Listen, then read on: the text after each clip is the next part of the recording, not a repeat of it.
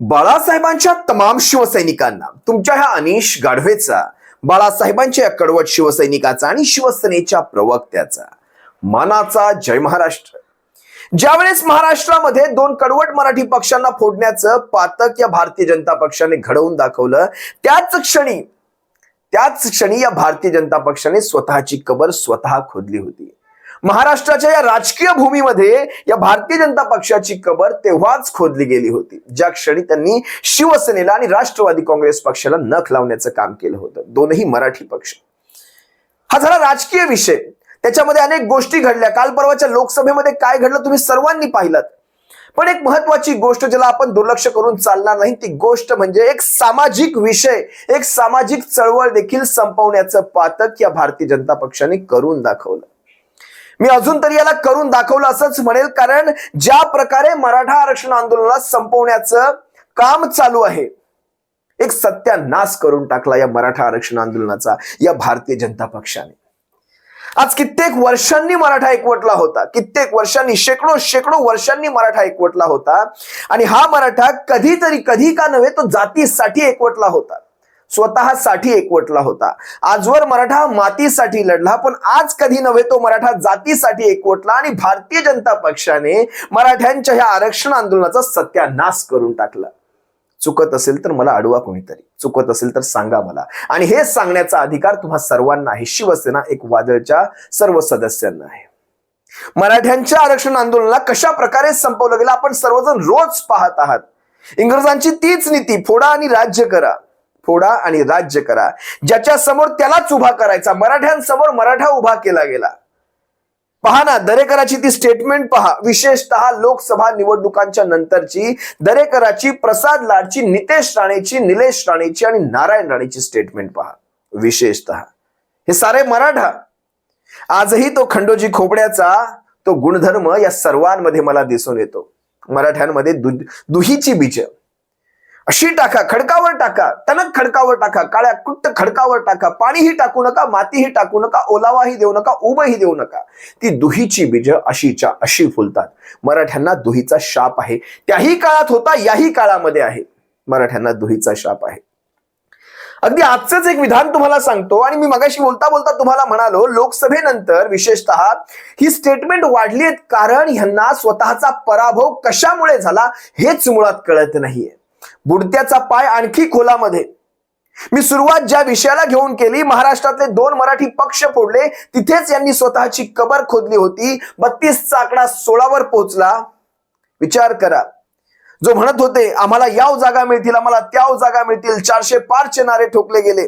महाराष्ट्रामध्ये यांच्याकडे 42 जागा होत्या, बरोबर, 42 जागा यांच्या स्वयंघोषित युतीच्या 42 जागा होत्या, त्या जागा 16वर जाऊन पोहोचल्या। अजूनही यांना कळालं नाही, यांना हाबाडा कुठून बसला तो। शिवसेनेच्या पक्षप्रमुखांवर जितकं खालच्या पातळीवर बोलतायत, तितकं भारतीय जनता पक्ष पाताळात पाताळात पाताळात खोल खोल खोल गाडला जातोय। आणि त्याच सोबत मराठा आरक्षण आंदोलनावर जितकं बोललं जातंय, तितका भारतीय जनता पक्ष, मी इतरांची नावच आज मुळात घेणार नाहीत, कारण इतर आज अस्तित्वात नाहीत। ज्या काही या भारतीय जनता पक्षाच्या स्वयंघोषित महायुतीला ज्या काही जागा मिळाल्या आहेत, 16 जागा, या सर्वच्या सर्व मी भारतीय जनता पक्षामध्येच त्याची गणती करत आहे। कारण शिंदे टोळी, अजित पवार टोळी, अशा टोळ्यांना महाराष्ट्रात स्थानच नाही। जे काही उरलं सुरलं बेटकोळ्या काढण्याचं काम झालेलं आहे लोकसभा निवडणुकीमध्ये, ते सर्वच्या सर्व भारतीय जनता पक्षाचं आहे।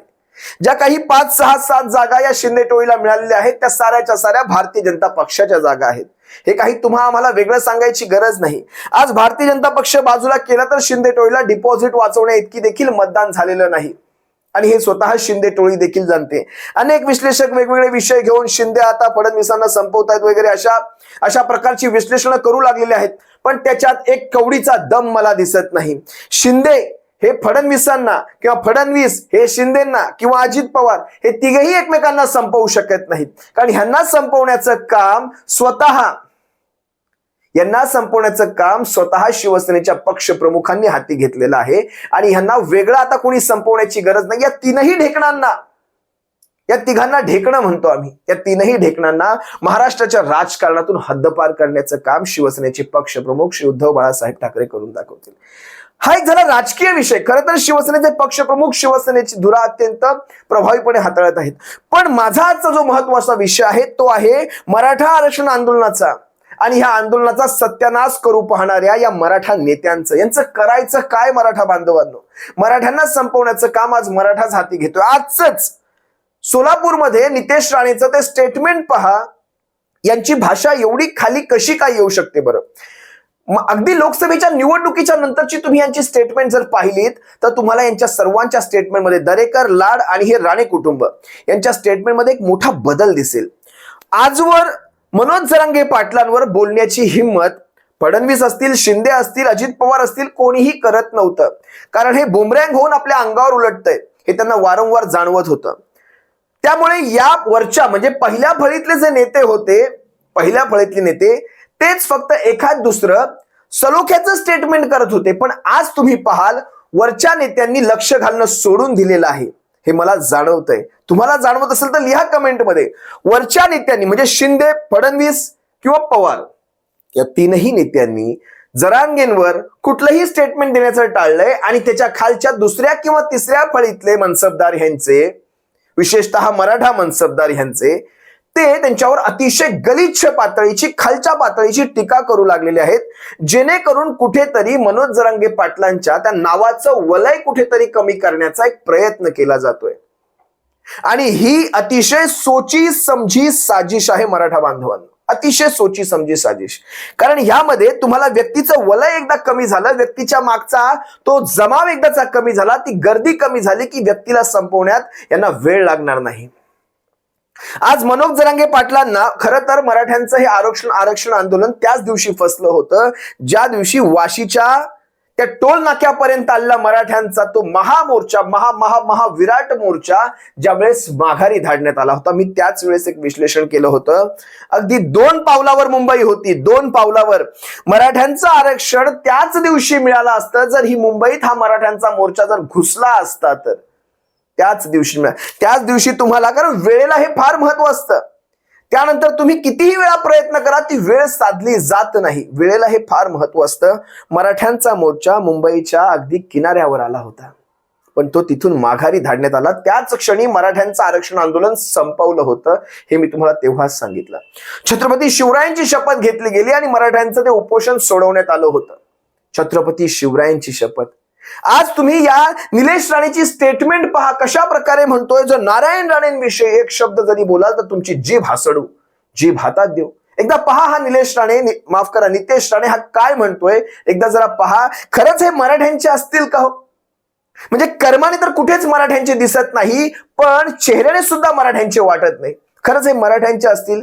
जर ह्यांनी ज्यावेळेस अशी स्टेटमेंट करत असताना खाली जर आपल्या कमेंट्स जर वाचल्या असत्या तर त्यात त्यांना कळलं असतं या कमेंट्स पाहून तरी आपल्याला राजकीय संन्यास घ्यायला हवा. इतक्या गलिच्छ पातळीच्या मराठ्यांनी यांना उद्धार केलेला आहे या राणे कुटुंबाचा. मराठ्यांसाठी म्हणतात केसेस अंगावर घेतल्या. हे राणे कुटुंबातला हा नितेश राणे म्हणतो आम्ही केसेस, डोक्यावरचे केस पहिले सांभाळा आणि मग मराठ्यांसाठी केसेस अंगावर घ्या. ज्यावेळेस जरांगे पाटलांना भेटायला हा नितेश राणे गेला होता त्यावेळेस म्हणतो ही गोळी कुठे लागली, म्हणजे चिडवून दाखवण्याचा एक प्रकार ह्याने केला होता. हे असले नेते, असले भामटे नेते मराठा आरक्षण संपवण्यासाठी उतरवण्यात आलेले आहेत. यानाजी पंतांची औलाद आज कुणाकुणाला उतरवतील पहा. मराठ्यांचं आरक्षण कसं बघा. याची भाषा एकदा ऐका. हा काय म्हणतोय पहा. म्हणून आपले जास्त जीभ वळवळू नये. तुला राणे साहेबांवर बोलण्याची अगर तू हिंमत करशील तर आम्ही पण, आम्हालाही आमच्या पद्धतीने उत्तर द्यायला चांगलं जमतं. पहिलं मागे असलेल्या शिवाजी महाराजांचा पुतळा बाजूला कर, गळ्यातला भगवा बाजूला कर आणि मग हे भाषा वापर ना. म्हणून राणे साहेबांबद्दल आणि फडणवीस साहेबांबरोबर परत जीभ वळवळली मग ती जीभ जागेवर ठेवायची की नाही आम्ही ठरवू. तुम्हाला जर थांबवायचं असलं तर थांबवा, माझ्या नादी तुम्ही लागू नका. जीभ वळवळ फेरफेर ही भाषा तर मला शिकूच नका तुम्ही. तुम्हाला लय पश्चाताप येईल. मग मी तुम्हाला पुन्हा एकदा संधी देतोय, तुम्ही नीट शहाणे व्हा. आणि हा व्हिडिओ पाहिल्यानंतर तुमच्या सर्वांच्या डोक्यामध्ये एक सणक गेली असेल या नितेश राणे विषयी किंवा राणे कुटुंबाविषयी. याला पार्श्वभूमी आहे नारायण राणेंनी आज मला वाटतं कुठेतरी एक सभा घेतली. त्या सभेमध्ये नारायण राणे म्हणतायत, गणपती संपल्यानंतर मी मराठवाड्यात जाणार आहे, जरांगेने मला अडवून दाखवावं वगैरे वगैरे धमक्या देण्याची कामं केली. खरं तर वय किती तुमचं? तुम्ही ह्या वयात कसल्या धमक्या देताय? तेही मराठ्यांना धमक्या देतायत. हा सगळा बघा, यांनी देखील काही कमी सोडले नाही. नारायण राणेंचा देखील हा व्हिडिओ पहा, कशा प्रकारे मनोज जरांगे पाटलांना धमक्या देत आहेत. आणि मुख्यमंत्र्यांनी सांगितलं, मी गणपती संपतात मी मराठवाड्यात चाललोय, मी मराठवाड्यात जाणार, सलोखा निर्माण व्हावा आणि भाजपची भूमिका घेऊन मी जाणार. तुम्ही कोण या न या, मी जाणार आणि अख्खा मराठवाडा बघू तर जरांगे काय करतो. हा व्हिडिओ पाहिल्यानंतर मराठ्यांनो, जर रक्त सळसळलं नसेल ना तर हे रक्त मराठ्याचं नाही, हे देखील लक्षात घ्या. हे खरंच स्वतःला मराठे समजतात, लावतात, म्हणतात आम्ही 96 कुळी. 96 कुळी, 96 कुळीचा अर्थ तरी कळतो का? ज्या 96 कुळींनी छत्रपती शिवरायांच्या आरमारामध्ये एक महत्वाची भूमिका बजावली होती. 96 बरं, तर 96 कुळी विरुद्ध मराठा असा भेदभाव करून दाखवलात. म्हणजे ज्यांची आडनावं त्या 96 कुळींमध्ये नाही, त्यांच्या विरुद्ध त्यांच्यामध्ये मराठ्यांमध्ये भेदभाव. ओबीसी विरुद्ध कुणबी, म्हणजे ओबीसी आणि कुणब्यांमध्ये भेदभाव. कुणब्यांमध्ये रोटी बेटीचा व्यवहार होत नाही वगैरे सांगणारे रामदास कदम कोकणातले. मला तर खरंच कळत नाही, यांची तोंड बघून हे महाराष्ट्राचे देखील वाटत नाहीत. ही महाराष्ट्राची काय, हे देशाचे वाटत नाहीत आपल्या. ही असली ह्यांची तोंड. आणि ही माणसं ज्यावेळेस आपल्याला शिकवतात की फक्त आम्हाला काय ते अडवून दाखवा मराठवाड्यात येताना. तुम्ही पाहिलात नारायण राणेंचा हा व्हिडिओ पाहिलात. नारायण राणेंना फक्त एकच सांगणे, तमाम मराठ्यांच्या वतीने फक्त एकच सांगणे, मराठ्यांना आव्हान देणारा अजून पैदा व्हायचा आहे. तो मायचा लाल अजून पैदा झाला नाही, हे लक्षात घ्या. नारायण राणे हे तुम्हासाठी विशेष. 96 कुळी, कुणबी विरुद्ध ओबीसी, मराठा विरुद्ध मराठा, कुणबी विरुद्ध मराठा, असे अनेक वाद घातलेले तुम्ही सगळा कित्ता चिट्टा लिहून काढला इथे. मी सगळा कित्ता चिट्टा. ज्यांची उंची मिलीमीटर मध्ये, त्यांनी गमजा लिटरच्या मारून आहेत. मी अनेक गोष्टी ह्यांच्या अगदी मंडल आयोगापासून गायकवाड समितीपर्यंत, राणे समितीपर्यंत सगळ्या गोष्टी ह्यांच्या काढल्या. एक वेळ काँग्रेसमध्ये असताना हेच नारायण राणे मराठ्यांना आरक्षण कसं गरजेचं आहे बघा बरं का, राणे समिती काँग्रेसच्या काळातली कसं गरजेचं आहे हे सांगत होते. आज भाजपमध्ये आल्यानंतर म्हणजे यांच्या भूमिका, जसे तोंडावरचे मास्क बदलल्यानंतर कशा प्रकारे भूमिका बदलल्या जातात पहा. हेच नारायण राणे ज्यावेळेस भाजपमध्ये येतात त्यावेळेस त्यांना आरक्षण गरजेचं वाटत नाही. अगदी दुसरं उदाहरण द्यायचं झालं तर हेच नितेश राणे ज्यांनी आज सोलापुरामध्ये गमजा मारल्या, आम्ही जीभ हातात देऊ, हेच नितेश राणे काँग्रेसमध्ये असताना सावरकरांविषयी एक वेगळी भूमिका घेत होते, स्वातंत्र्यवीर सावरकरांविषयी. आज यांना हिंदुत्वाचा उमाळा आला. लक्षात घ्या, यांच्या भूमिका पहा कशा बदलतात. शिवसेनेच्या भूमिका त्याही वेळेस तशा होत्या, आजही तशाच आहेत आणि उद्याही तशाच राहतील. शिवसेनेच्या भूमिका कधी बदलत नसतात. शिवसेना आपल्या भूमिकांवर ठाम आहे. स्वातंत्र्यवीर सावरकरांवर त्याही वेळेस शिवसेनेची भूमिका ठाम होती, आजही आहे, उद्याही असणार. पण नितेश राणे तुमच्यासारख्या भामट्यांच्या भूमिका पक्षांप्रमाणे बदलत राहणार. उद्या हे नितेश राणे जर कधी MIM मध्ये गेले तर त्यांच्या भूमिका काय असतील हे तुम्हाला मला वेगळं सांगायला नको. जिकडे खोबरं तिकडे चांग भलं म्हणणारी ही कुटुंब, यांना कोणीही आपला नसतो ह्यांचा. ज्यावेळेस जहाज बुडतात, जसं काँग्रेसची सत्ता जाऊ लागली, हे राणे कुटुंब सगळ्यात पहिलं उठून बाहेर पळालं होतं. यांना चांगलीच चाहूल लागते कुठे कुणाची सत्ता येते. आणि भारतीय जनता पक्षाचं हे बुडतं जहाज, खरं तर तुम्ही लक्षात घ्या, देशात लागलेला हा जो निकाल आहे लोकसभांचा, याला दोन भागात तुम्ही विभागा. एक पहिला भाग महाराष्ट्र व्यतिरिक्तचा भारत आणि दुसरा भाग हा महाराष्ट्र व्यतिरिक्त. समजा भारतीय जनता पक्षाला त्यांचं यश मिळालेलं असेल, पण महाराष्ट्रामध्ये भारतीय जनता पक्ष हा सपशेल अपयशी, आणि अपयशी हा शब्द देखील अपुरा पडतो, इतक्या जोरात आपटलेला आहे. महाराष्ट्र व्यतिरिक्तच्या भारतामध्ये भारतीय जनता पक्षाला मिळालेलं यश हे वेगळं तुम्ही ठेवा, आणि महाराष्ट्रात जो काही राजकीय चिखल घातला, एक कमळ फुलवण्यासाठी अख्ख्या महाराष्ट्राचा घाणेरडा चिखल करून जो ठेवला, तो चिखल या भारतीय जनता पक्षाला जड गेलेला आहे. 42 वर्ष भारतीय जनता पक्ष आज जवळपास मला वाटतं 16 जागांवर येऊन ठोकला. जवळपास 70% जागा ह्यांच्या कमी झाल्या. 70%. आज तुम्ही जर तोच न्याय लावलात तर विधानसभेचं बहुबल काढलं तर कुठल्या विधानसभेत कुणाला किती बलाबल आहे तर 103 ते 104 जागांवरता भारतीय जनता पक्ष, 52 जागा शिंदे टोळी म्हणजे विद्यमान आमदारांच्या सांगतोय मी, आणि 42-43 आमदारांचा अजित पवारांचा गट, या सगळ्यांची एकत्रित टोटल 209-210 पर्यंत जाते. याचा 70% तुम्ही जर कमी केलात ना तर ह्या जागा 63 वर जातात. आणि सध्याच्या लोकसभेच्या अनुषंगाने घेतलेला विधानसभेचा मागोवा सुद्धा तेच सांगतो की भारतीय जनता पक्ष आणि त्यांच्या ह्या स्वयंघोषित ज्या टोळ्या आहेत, बगलबच्चे आपण म्हणतो, या सर्वांचं म्हणजे सगळ्यांचं मिळून जे बल आहे ते 90च्या आतमध्ये राहत आहे. 90च्या जर 90च्या आतमध्ये हे जर येत असतील तर भविष्यात यांचं सरकार तर गेलेलंच आहे. आणि त्यातल्या त्यात मराठ्यांना हे जे अंगावर घ्यायचं काम करतायत म्हणजे सगळंच संपलं. जर अशाच प्रकारे हा भारतीय जनता पक्ष मराठ्यांना अशी आव्हानं देत राहिला, आणि आज स्वतः मगाच्या व्हिडिओत तुम्ही पाहिलात मनोज जरांगे पाटलांनी कशा प्रकारे सांगितलंय, तुम्हाला पश्चाताप होईल. अतिशय बोलकं स्टेटमेंट आहे, तुम्हाला पश्चाताप होईल. आज छगन भुजबळांना नाशिक लढवायला सुद्धा नाशिकचा वास घ्यायला मिळाला नाही. तुम्ही विचार करा, ज्या भागामध्ये विशेषतः मराठवाड्यामध्ये दानवे असतील, पंकजा मुंडे असतील, सगळ्यांना भुईसपाट करण्याचं काम झालेलं आहे. आता विचार करा शिवसैनिकांनो, ह्या मनोज जरांगे पाटलांना खरं तर हे एक सामाजिक आंदोलन आहे. मराठा समाज खरंच सांगतो तुम्हाला, मराठा समाज अतिशय हलाखीचं जीवन जगतोय. काही वरिष्ठ मराठे सोडले, राजकारणातले मराठे सोडले, काही आताच्या बोटावर मोजणे इतकी कुटुंब सोडली, तर मराठा समाजातला जो विशेषतः ग्रामीण भागातला जो मराठा आहे तो अतिशय हलाखीचं जीवन जगतोय. त्याच्याकडे दुर्लक्ष करून चालणार नाही. त्याची परिस्थिती सुधारली पाहिजे. आज कित्येक आत्महत्या झालेल्या आहेत मराठा समाजामध्ये.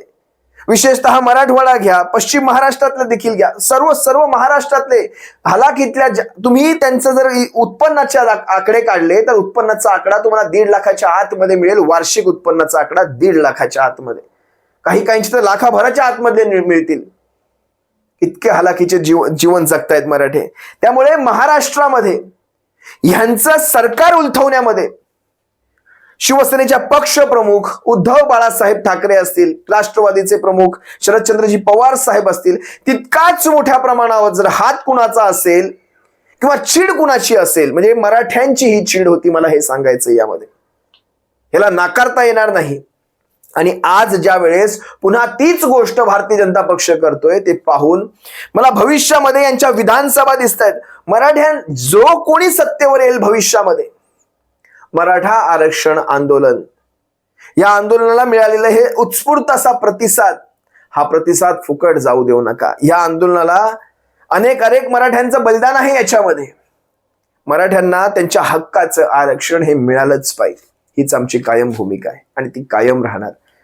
आज ह्या प्रकारची भाषा वापरून तुम्हाला जर वाटत असेल की मनोज जरांगे पाटलांच्या नावामागचं ते वलय कमी करू पाहत असाल तर तुम्हाला तुमचा तो राजकीय मृत्यू, मी राजकीय मृत्यू हाच शब्द वापरेल, राजकीय मृत्यू तुम्हाला तुमचा लखलाभ.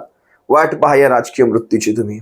तुम्हा सर्वांची रजा घेतो. सप्रेम जय महाराष्ट्र बाळासाहेबांच्या शिवसैनिकांनो. एक मराठा लाख मराठा, एक मराठा कोटी मराठा. जय महाराष्ट्र.